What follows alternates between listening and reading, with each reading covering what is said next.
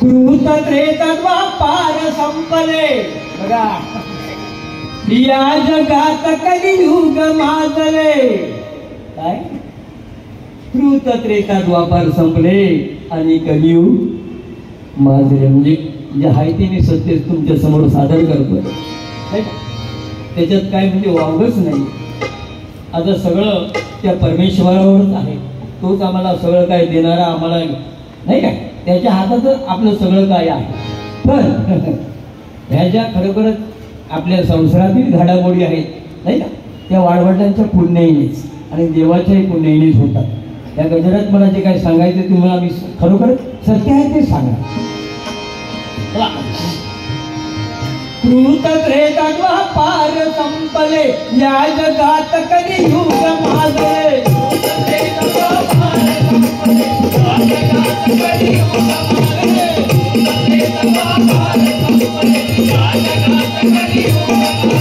जिकडे तिकडे कली पसरगा जिकडे तिकडे कली पसरगा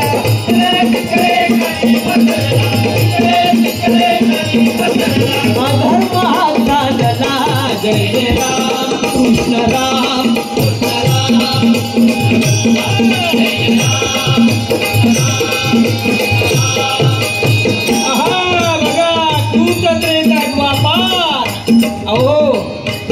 मानवी जन्माला जो माणूस म्हणून ओळखला जातो तो केवळ ह्या नामामुळेच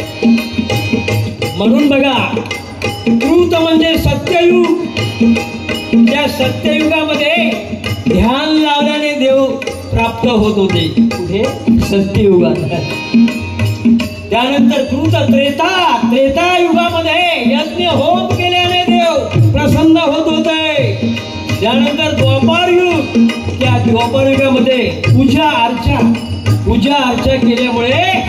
देव प्रसन्न होत होते पण या कलियुगात नामस्मरणाशिवाय पर्याय नाही नामस्मरण सत्य आहे आणि तेच आपल्या सध्या या कलियुगात कामाला येणार आहे बघा या संसारातील ज्या पहिल्याच चरणामध्ये घडामोड आहे बापूस आपल्या नाही का बापू म्हणजे आपल्या संसारातलं सगळं हे परमार्थ तुमच्या समोर मी सादर करतोय पुत्राने पित्याची वैर धरिला वैरीन समजे तो आईला बाहू बहीण नकळे त्याला बाईल घेऊन बाजू लागला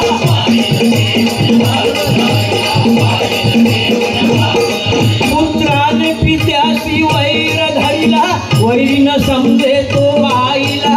बाहू बहीण नकळे त्याला बाईल घेऊन बाजू लागला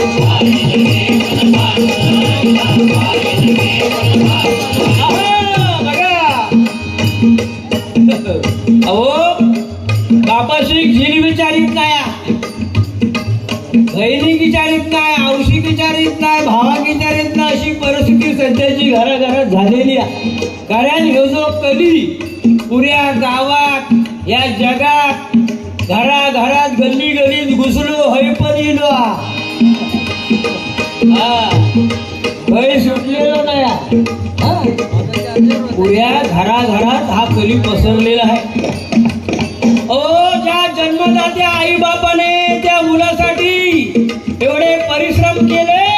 सगळा जीव पणाला लावला लग्न केलं बाईन मिळाल्याबरोबर काय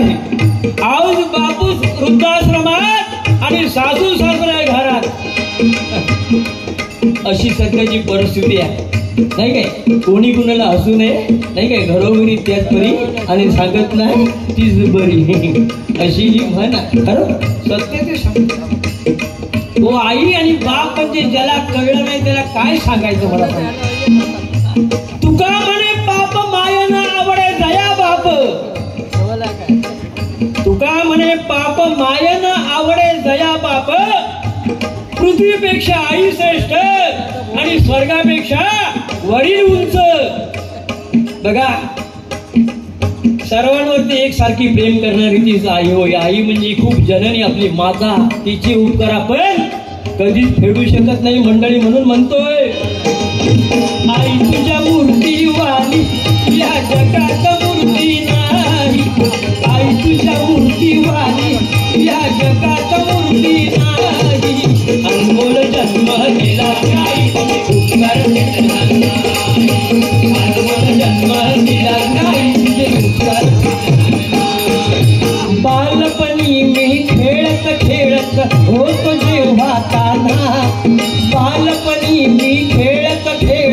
होत जेव्हा ताना अमृताहुनी गोड पाजिला तुपान अमृताहुनी गोड पाजिला तुपान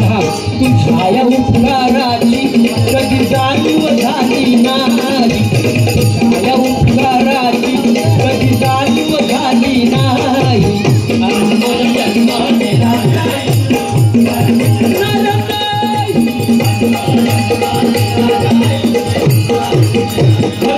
आईचे उपकार कधीच फिटत नाही. वडिलांची सेवा कराल, पैसा द्याल, भावाचं लग्न कराल, बहिणीचं लग्न कराल, पैसा द्याल, पण जिने आपल्याला आपलं हे 9 महिने ओझं सांभाळलेलं आहे तिचे उपकार कधीच फिटत नाही. म्हणून बघा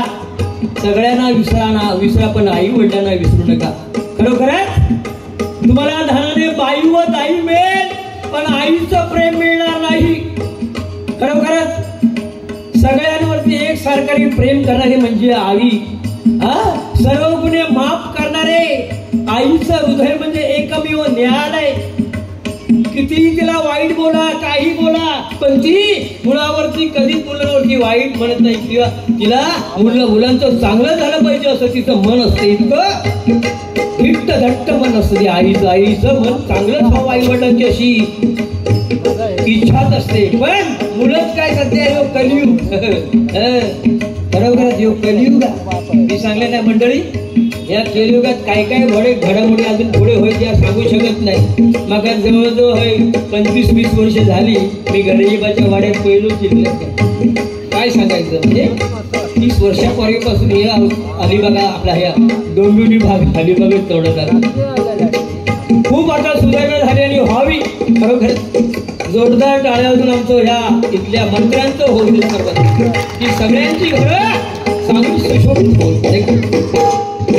मला म्हणायचं काय मंडळी आई वडिलांना विसरू नका. खरोखरच जर संसार तुम्हाला सुखाचा करायचा असेल तर त्याच्यावर एकच उपाय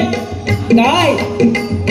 आईची उपासना करा आणि बायकोची जोपासना करा. सगळ्यात साधा आणि सोपा उपाय मंडळी. आजकाल हे खरोखरच जन्मदाते आई बाप वृद्धाश्रमात आणि साधू सासरे घरात झेका त्यांची पोरा सांभाळू. हो ते पण मग लाभ मारत वाईट पोरा मोठी झाली. आता काय झाला पोरांका 6 महिन्याचा असला का त्याका मोबाईल होय टाकल्याने पुढ्यात काय तरावला खेळत हो काय कार्टून लावल्या. आताची मुलांका काय होय मोबाईल शिवाय खायत नाही पीत नाही माम खात नाही भात खात नाही आणि झोपत पण नाही खेळत पण नाही. इतक्या त्या मोबाईल मध्ये काय डसलेला हा बघा. मी वाईट म्हणत नाही मोबाईल का पण इतक्या ह्या कलियुग पुढे गेलेला. मला सांगायचं काय आताशी सगळे डोकं घालून त्या मोबाईल मध्ये असतात. हो एवढी गर्दी असते ट्रेन मध्ये तरी तो कानात तोटियो घालतो लो. आणि हातात मोबाईल आणि कानातून बोलतो तोंडात माईक असताना तो सांगायचा कथा उठली अंघोळ केलीस नाश्ता केलीस कामावर आलीस तिची चौकशी औशी बाबाशी ना कामावरून संध्याकाळी 10 वाजता झाडे गेलो घरात दप्तर टाकतो पहिलो मोबाईल घेतो आणि चॅटिंग करतो. चॅटिंग काय करतेस अगं तू जेवत असेल तर तुझं मला जेवू पाठव. अगं हसत असेल तर तुझं मला हसू पाठव. अगं खेळत असेल तर तुझं मला खेळू पाठव. या असता औशी बरोबर भांडी घासून काय बोलतात आपला काळी वाईट जर बाजू सारा असताना चॅटिंग करता मी आता आई बरोबर भांडी घालतोय घरकाटा पाठवू. आवाज काय सांगायचं या कलियुगाचा जमानाच बेकार झालाय बघा. काय खरं नाही. आताची लहान मुलं म्हणजे लय हुशार. लय म्हणजे काय विचार नका एकदम हुशार. त्यांना काही विचारा त्याच्या पलीकडेच सांगणार. जाऊ दे सांगतोय पुढे. पुत्राने पित्याची वैर धरिला वैरीन समजे तो आईला भाऊ बहीण नकळे त्याला बाऊल घेऊन भाऊ राहिला.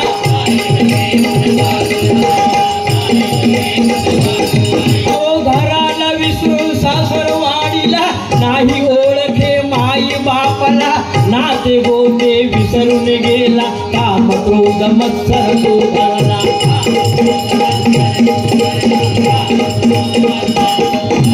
घरोघरी त्याच परी घरोघरी त्याच परी या जगाच्या न्यायाला कृष्ण राम जय जय राम कृष्ण राम भूत प्रेत पार संपले भूत प्रेत पार संपले जिकडे तिकडे कली पसरला जिकडे तिकडे कली पसरला अधर्म हा चालला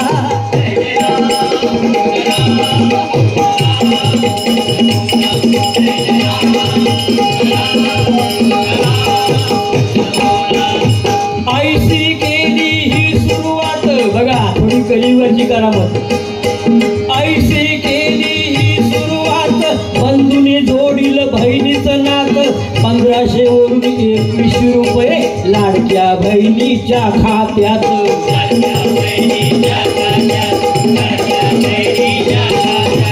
ऐशी केली ही सुरुवात बंधूने जोडील बहिणीचं नात 1500 वरून 2100 रुपये लाडक्या बहिणीच्या खात्यात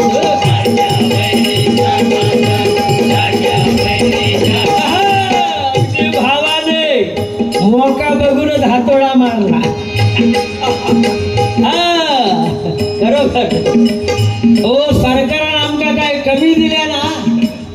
खरोखरच या सरकारानं लय दिल्या खरोखरच अगदी उपकार त्याचे फेडावे तेवढे कमी असो हो घर बांधायला पैसे दिल्यात विहीर बांधायला पैसे दिल्यात गोटो हो वाड्याचो गायचो म्हशीचो गोटो बांधायला पैसे दिले म्हणजे वाढो हा आणखी मुलांचं शिक्षण आता तर एसटी मध्ये अर्धी तिकीट महिलांची सगळे उठले सुटले हा कारण अर्धा तिकीट तो 75 वर्ष झाली फुकट तिकीट आणि काही देताना सरकार मागा सांगा हो हो सगळ्यांका म्हणजे आजारपणात जिकडे तिकडे हॉस्पिटल पिवळा रेशनिंग कार्ड व्हाया काय काय सगळा अर्धा फुकट होता काय काय देणार मागा सांगा सरकार अहो एवढंच नाही हो रेशनिंग पण फुकट लागलाच ना कोरोनाच्या काळात डबल मिळत होता हो गावी मी होतोय अडकलं होतं 2-2 वेळा रेशनिंग जाऊन घेऊन यायचे त्यावेळी ते गहू 10 किलो ते 20 किलो मिळायचे आता घालणार पण खाणार किती बिचारी कोंबडी खाऊन खाऊन कोंबड्यानी पोटा वाढवल्याने होय कोंबड्याची चर्चा हे सारखं हवंच घालता होय बाकी काय नाही का दिसतच त्याच्या हातात लागतच नाही काय भानगड नेमका कोरोना गप्प खाता मिळता का बघ त्याचा तापच नाही तुमका काय सांगा हो सगळं फुकट पण त्यात झाला काय आमची शेती जागेवरच रवली करता तो एवढा घरात धान्य मिळता का सगळा वसाड पडत गेला गावचा त्याच्यामुळे अधोगती झाली आमची नाही काय कामकाज सगळा बंद झाला आता डाएट काढावा लागता खाल्ल्यावर काय पचत नाही फिरायचा लागता त्यावेळी 40 वर्षापूर्वी एवढी शेतीवाडी सगळी नाही काय त्यावेळी लोक करत होती अहो बाबू समजो आणि 10-12 पोरा होत होती आता याक काढल्यान का हैराण होता होय म्हणजे हसण्यासारख्या नाही का भारीच पडता शाळेपासून त्या का पोशीपर्यंत मोठा केल्याने का लाच मारला म्हणजे अशी पण पडतो म्हणजे करायचा काय मग सांगा तुम्ही हा आणि बुवानी मग अशी खरोखरच सुंदर गजर घेतल्यानी लग्न करत नाही आता जो गावचो होकड्यो म्हणतात मुंबईचो नवरो होय साखर मारी मग सगळे जण काय पण करू दे ढवळू देण्याचं परतू दे पण तो मुंबईचो काय स्टॅम्प मारलेला बघा मुंबईला कित्येक बारीच सांगते मी जीव जाईपर्यंत वाटतोय काय बघा लगीन होईत नाही हो एकाचा असाच झाला लगीन होईत नाही म्हणून तो मुंबई गेलो बाहेर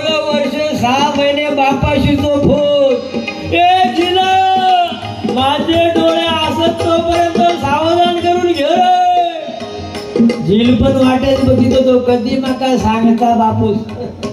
झाला बाबा बाबाशी सगळे जमवले आणि गावात झील मुंबई का पोरगी मनाने काला ताकडमध्ये आला मम्मी तयार असे आणि लगीन ठरला मे महिन्यात झाला लगीन अगदी शेवटच्या हप्त्यात आणि बिचाऱ्याची प्रायव्हेट नोकरी इलो मुंबई 4 दिवस राहिलो मिरगा तो पाऊस पडलो धो सगळा गार झाला थंडगार गावाला दारा खिडकी सगळे बंद झालं हवा येऊ लागली थंडगार बाबाची झोप चिला भात पेरू गेले काय चाललो भात पेरू गेलो भात पेरू परत मुंबई का परत बाबाची झोप उकळ घालू गेले चाललो उकळ घालू गेलो उकळ घालू तुझा मुंबई काय परत बाबाची झोप लावणे गेले काय हो चाललो लावणे पण हो गुणा लावण्याक जाता तो गणपतीची माती मळून गणपती लिपाणच येतात मना गेलो गणपतीच्या अगोदर 4 दिवस जाईल स्वान लायला आणि डोळे उघडी केवढं मोठं कलाकार आणि साहेबांसोबत उभं राहिलो साहब हमको गांव जाना है क्या हमको गांव जाना है काय को हमारा गांव में गौरी गणपति है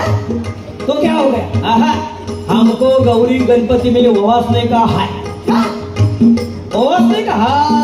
हमारे गौरी पूजन में ववासने का है साहेब भड़क लो है तुम कैसा ववासना है पहला मेरे को यही दिखाओ यो भड़क लो साहब मैं आपको ववास के दाखवता था साहब मैं आपको ववास के दाखवता था लेकिन मेरा शुभ गांव में है अशी परिस्थिती आहे बघा मंडळी पण बघा भावाने मोका बघून हातोडा मारला आणि आपला काम करून घेतले पुढच्या बहिणी वाट बघतात हो तुझ्यावर पैसे दिले तुका किती दिले असा काय माका अजून येऊ राहिलो येत करे पुढे करामत काय केलं दिवस आता सर्वे चालवा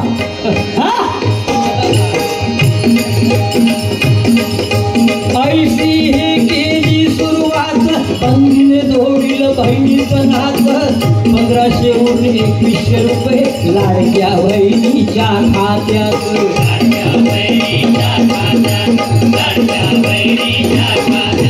बहीण भावाचं घट्ट नात निर्माण झालं महायुतीत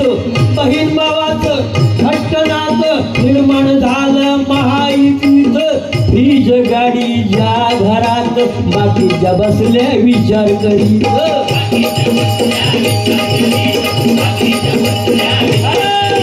सर्वे चालू ज्या घरात तीच गाडी जो श्रीमंत हा 4 गाडी होत 2 गाडी होत गव्हर्नमेंटचा नोकरदारा त्याका सगळा त्याचा बंद झाला पण मंडळी ही मोहमाया आहे काय ही मोहमाया म्हणजे आपला काम कसा हो गया हो ह्या आमचाच जाता आणि आमकाच देत हो ज्या येळात 1500 रुपये चालू केल्याने त्या टायमात कांदो भडाकडो गेलो 80 वर लसूण गेली 400 वर तेल 100चा 170 वर टमाटो 100 वर लाल लाल करून बघतो डोळे लाल करून बघित होतो तो नारळ 30 रुपयाच्या वर 20 रुपयाचा म्हणजे कवाट त्याच्यात पाणी हाय नाही काय समजायचं नाही महागाई भडको केल्या आणि मी पुन्हा लिहिलो माझो बाबा एकदा जोरदार टाळ्या अजून त्यांचं स्वागत होऊ दे खरोखरच पुन्हा लिहिलो माझो बाबा आता काही खरा नाही आता बघा काय काय द्यायचं स्कीम जोरात असत फायदा घ्यावा सोडू नको पण ही मोहमाया आहे पण या मोहमाया पुढे या नामामुळे काहीच चालणार नाही का म्हणून काय म्हणतोय मोहमायेच्या जाळी पडला मोहमायेच्या जाळी पडला यावर उपाय बोला जय जय जय जय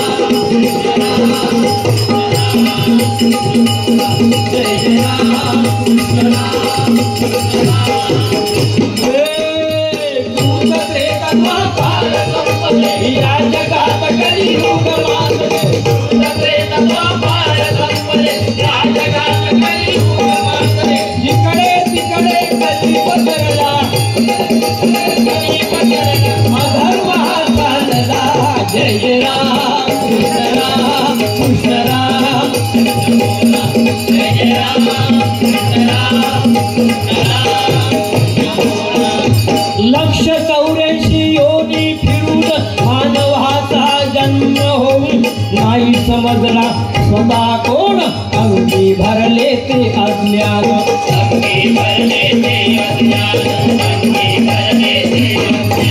बाहेर येण्याचा मार्ग यातून नेहमी करावे हरीचे चिंतन मोक्ष प्राप्तीचे हे साधन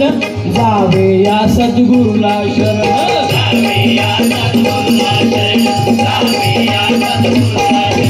लक्ष 84 योनी म्हणजे काय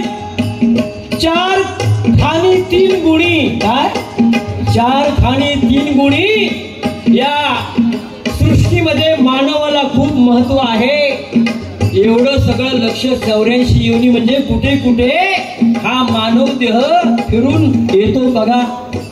20 लाख लक्ष वृक्षांमध्ये किती 20 लाख लक्ष वृक्षांमध्ये 9 लक्ष जलचर प्राण्यांमध्ये 11 लाख लक्ष सरपटणाऱ्या प्राण्यांमध्ये 30 लाख लक्ष पशुमध्ये 10 लाख लक्ष पक्ष्यांमध्ये आणि फक्त 4 लाख लक्ष मानवाकरित आहे किती 4 लाख लक्ष बघा एवढे 84 लक्ष योनी मानव फिरून मानवाचा जन्म निर्माण होतो बघा पण हे साधं सुद्धा काम नाहीये अहो माणूसच देव आहे पण आमका कळतात होय काय माणसाच्या हृदयात आत्मा म्हणजे परमेश्वर नाही का माणसाचं देव आहे कसं देह देवाचे मंदिर देह देवाचे मंदिर आत्मा परमेश्वर आत्मा परमेश्वर देह देवाचे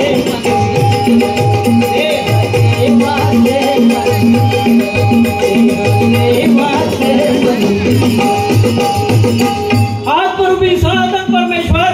प्रत्येकाच्या शरीरामध्ये वास करत आहे तोच मी परमेश्वर स्वबळगून त्याचं पूजन करावं नाहीतर आला प्राणी जन्माशी आला वाढायला थोड झाला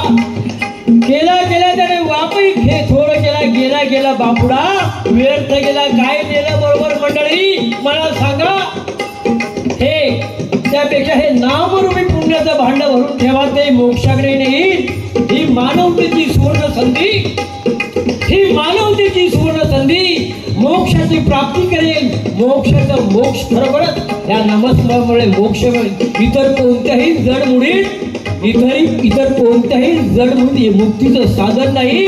या मानव जन्मामध्येच आपल्याला मुक्तीचं साधन आहे माणूस हे ओळखा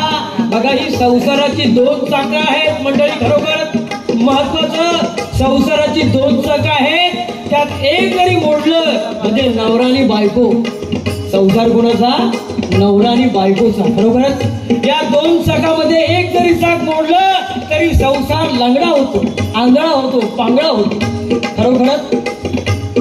बायकोशिवाय घराला घरपण नाही आणि नवऱ्याशिवाय बायको पूर्ण नाही हे शास्त्रात सांगितलेलं आहे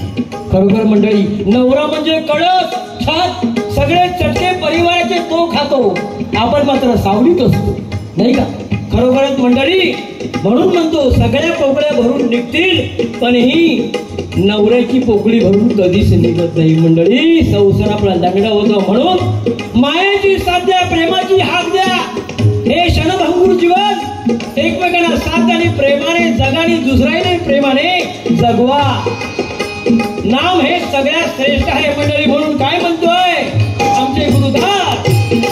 काय पण हे काय या मानवी जीवनाला शेवटला काय म्हटलं मी हे आपलं अज्ञान नाही काय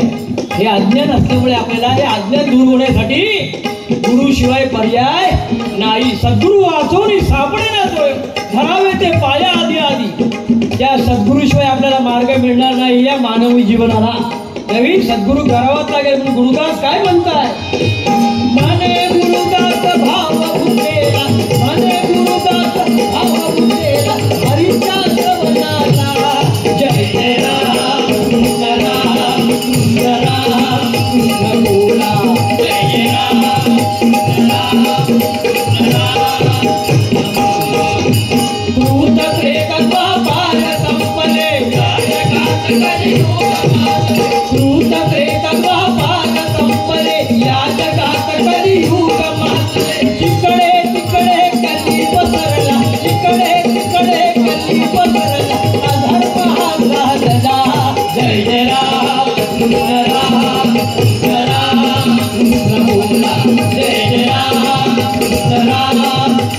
या